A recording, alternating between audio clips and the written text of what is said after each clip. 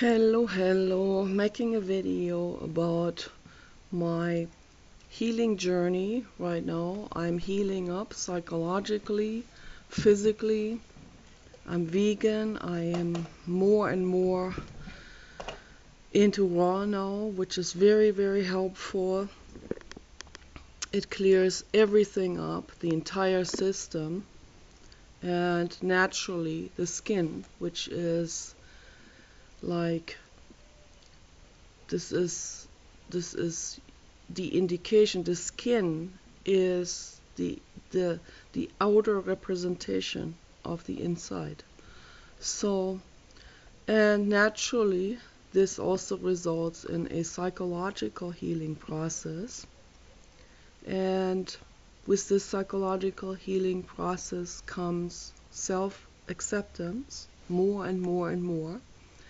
And when I look back on my old videos, I'm shocked on how I look. And photos in the photo album, they'll put tears into my eyes. And so I see the journey that I have taken, and I see that I have in the past, I have never accepted myself really for who I really am. I was afraid of it. I was afraid of that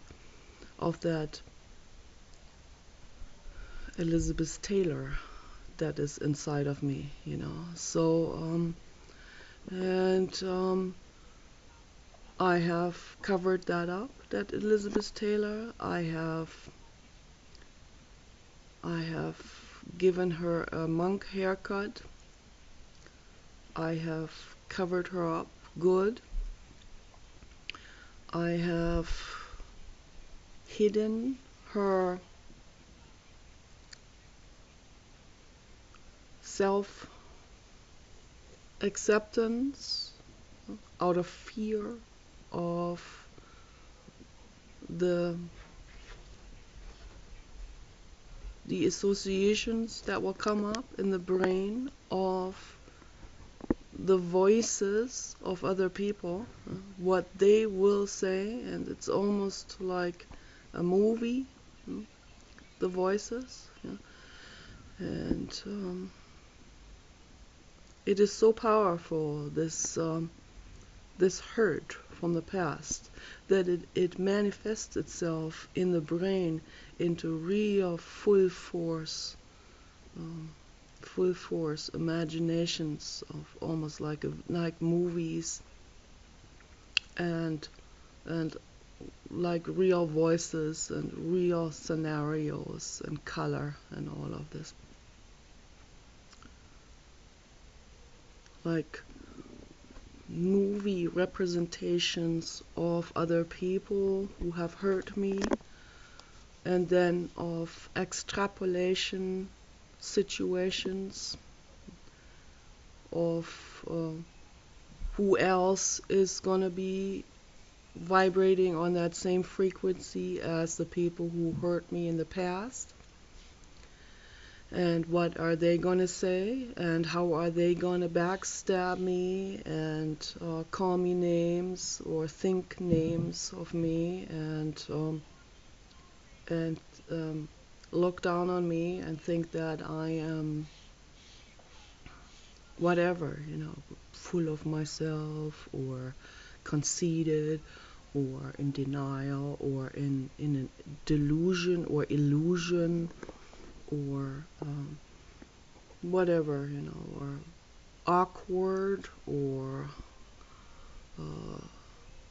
whore, or whatever they'll come up with, or you know, insinuations. Now she's doing, now she's doing this, now she's just doing this for this, or so it's this type of thing, this type of movie running in my head about what people thought, what people think, what they might think, and all of this stuff. And out of this, because it hurts so bad, I have to hide myself, you know, I have to pretend that I am I am not what I really am.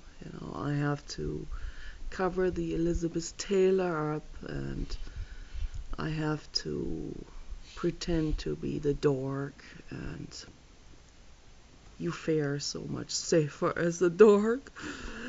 Yeah. And because then you have dork protection. And yeah, a little bit like the Zarathustra story, where he goes to the marketplace during the Middle Ages, and he says, the human is just a transition between animal and superhuman, and it is a dangerous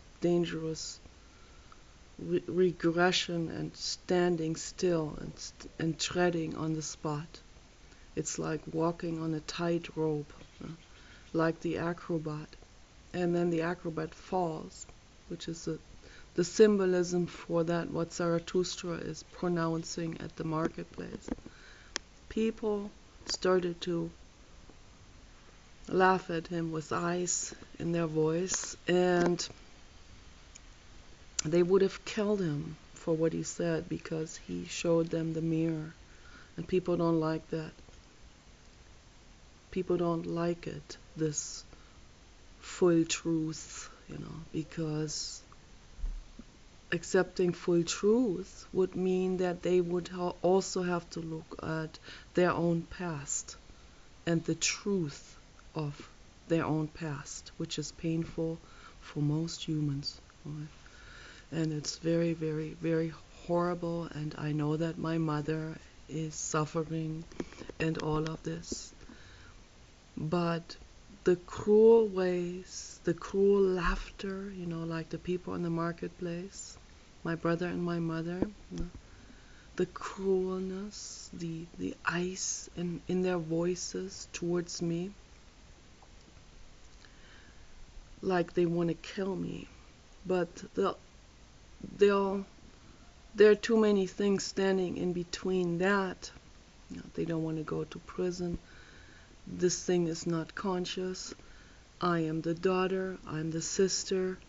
I'm supposedly, they supposedly love me, which is not love. Okay? There's no relationship between me and these people. They're like strangers to me. I grew up with them my whole life, and they're like strangers. I've been with them, around them, like all the time, hanging out with them, and so on and so on. But there's always been this barrier between us. Always been that barrier. So. And now I'm coming to the realization, this is how it is. I'm not saying this out of an anger. I have anger sometimes too, which is a self-healing, also self-healing process to go through the anger. The anger is extremely important. You cannot skip the anger. You cannot ignore the anger or somehow dampen it. You cannot do it. You have to acknowledge it and you have to allow it. Don't act it out though. Acting it out it's another subject. That is completely out of the question. If we act the anger out, then we accomplish nothing. We see it all the time with the Middle East. And many other situations in the world. So acting anger out is just making everything worse and worse. It just continues the cycle of karma. It just continues it on, and it's just a reverberating effect. So, and then the other who had been victimized by your anger is going to backlash in one way or another, and it just continues and continues and continues on. As Jiddu Krishnamurti said, when people die and they haven't resolved those mental issues, which is the ego energy, it will continue on in the matrix of ego, and it will manifest itself somewhere else. It will go into the next common denominator. It will go into the very next person who is unresolved, and will linger there and continue and snowball and so on. So this is what we want to heal this. The Buddhists have talked about this for thousands of years, and they've tried to rephrase it and rephrase it and rephrase it to make it understood. It is very difficult to put this into words.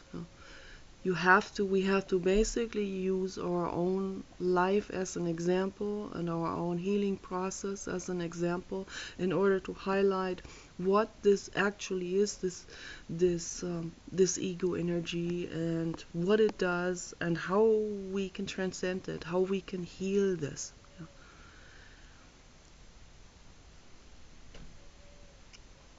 So I'm constantly having my mother and other people in the back of my head. The images, the videos of them, basically. I have my mother as in video form in my head, and many other people who vibrate on the same frequency as she does. They have different self-esteems. These people have different act-outs. They dress differently, but the energy is the same. It is that same self-hate, and it is they're in denial about the self-hate. They're in denial about everything. They are completely unconscious. There's no consciousness process going on, and then out of that, because when they're jealous, the jealousy hurts so much worse when you are not consciously aware about it. The moment you become consciously aware of jealousy, it doesn't have the same cutting knife hurt anymore. The tip of the knife is no longer there. It doesn't hurt as much anymore. It does not slash into the same wound anymore. In that moment where you become consciously aware, you can step back and see the things from a wider angle, a wider perspective, and that is very healing to do. I recommend to people to practice this as much as they can. And obviously it's very difficult to pull ourselves up on our own bootstraps, so we have to use certain teachers for it, not in terms of not latching on to them. No, that's the opposite effect. But using the teachers to remind you, Jiddu Krishnamurti, Yuji Krishnamurti, Dr. David Bohm, Dr. David Shainberg, Eckhart Tolle, Teal Swan, Pema Chodron, Chogyam Trungpa Rinpoche. There are many people out there who are reminding us of being radically honest. There are thousands of gurus who are not radically honest with themselves. It is critical to be radically honest with yourselves, or you cannot enter into this healing journey. So the radical honesty brings with it freedom, space, tremendous amount of energy that you need for that healing work. You cannot be bogged down with holding on to the self-images, clinging to self-images like I am the queen, I'm the psychologist, I'm the pope, I'm this, I'm that, I'm the judge, I'm the grand lawyer who has written thousands of books and so on, or the scientist who has received a Nobel Peace Prize. You cannot be holding on to these images. That's, for example, why Dr. Scholes says in his book 20 Steps to Holistic Health, that he has made people shred certain titles that they, when he sees that, he used to do host calls. Dr. Scholl's is amazing. I think he's a genius.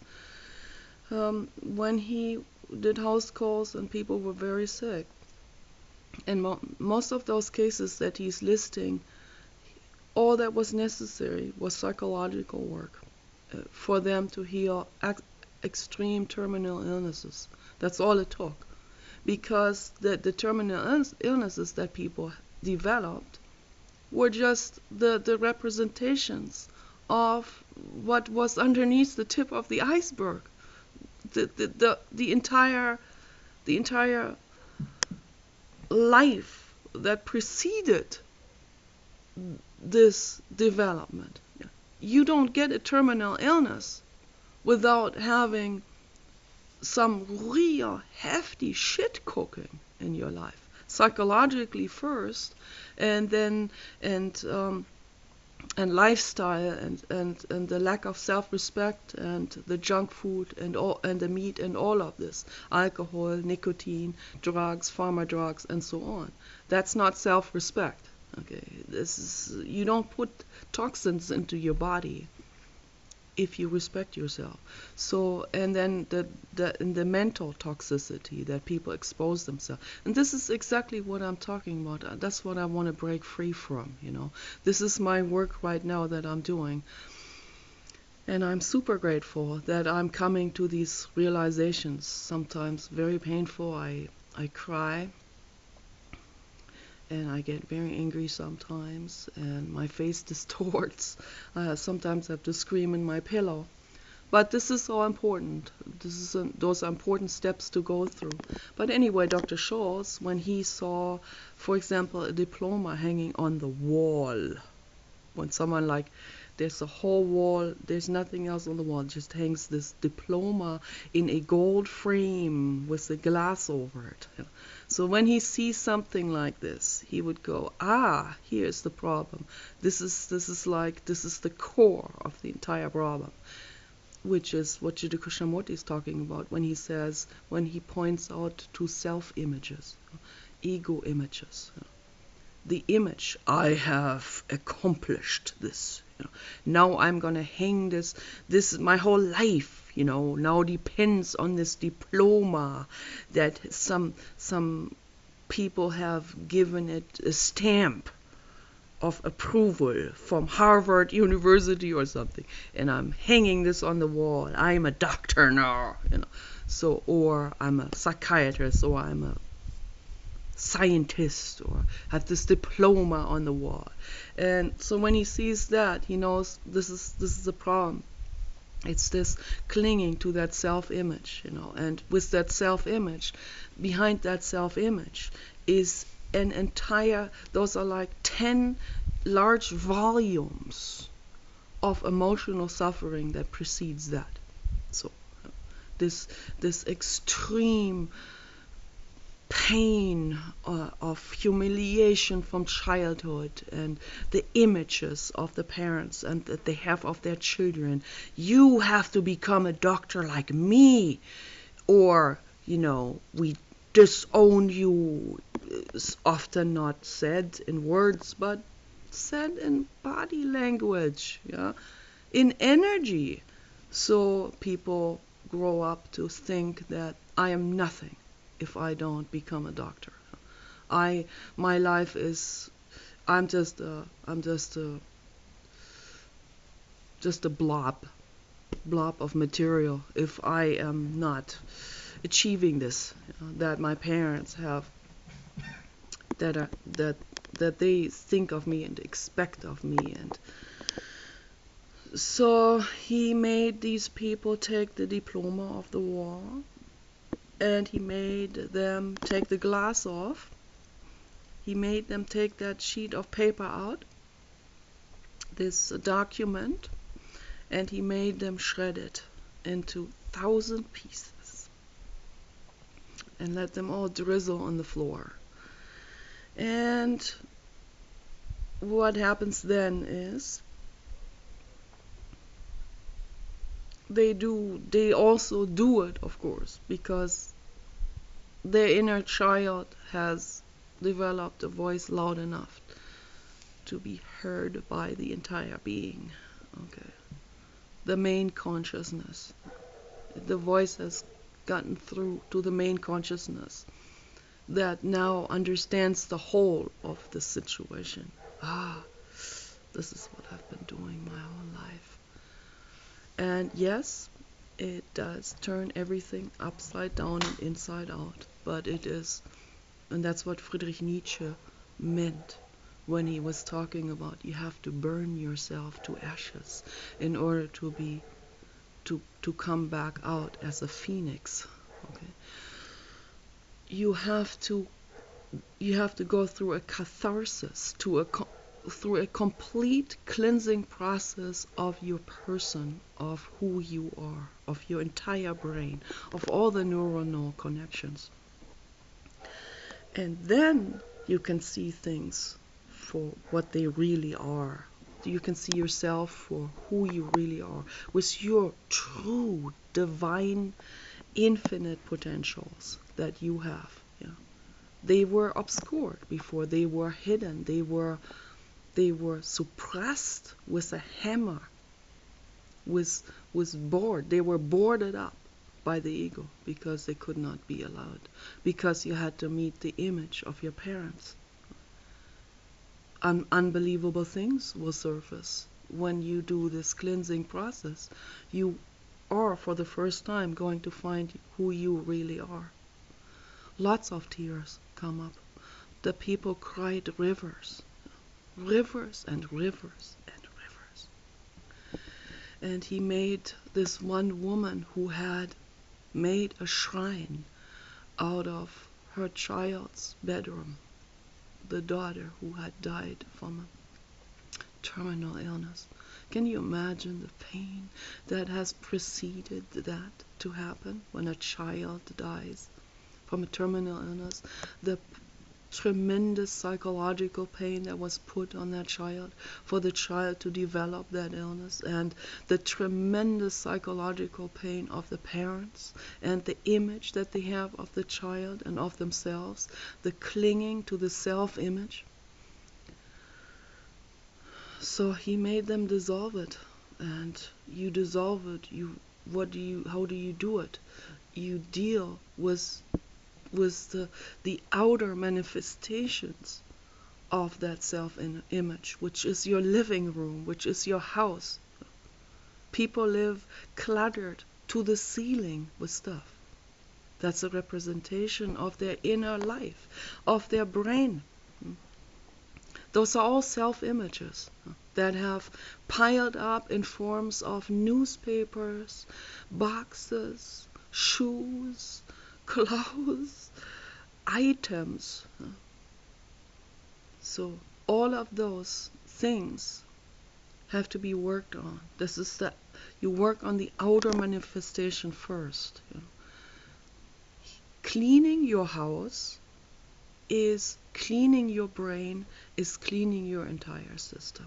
And yes, emotions are going to be coming up. Welcome them.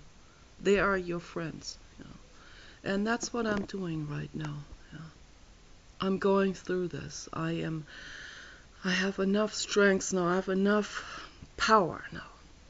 I have enough electric power to take this on, to take on my mother. My mother, who is there in form of a movie in my head. And I'm healing this right now. I'm healing the mother in my brain. My mother, not the mother. The mother who I am is a completely different mother. So I'm healing that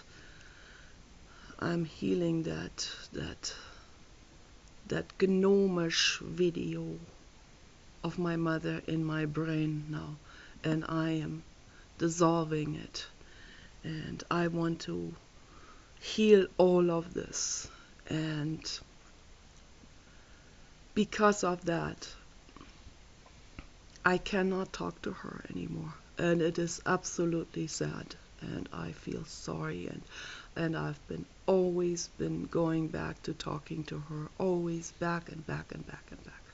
After months of not talking, I went back to talking to her because I care about her. I don't want her to feel abandoned by me, and I don't want her to feel like I don't care about her or something, because I care very deeply about her. But I care about myself too, and she has not resolved her issues, and out of that she will continue to be cruel to me in one way, psychologically or another. She will find some way to say it in a cruel way, some in a very, very roundabout, in a very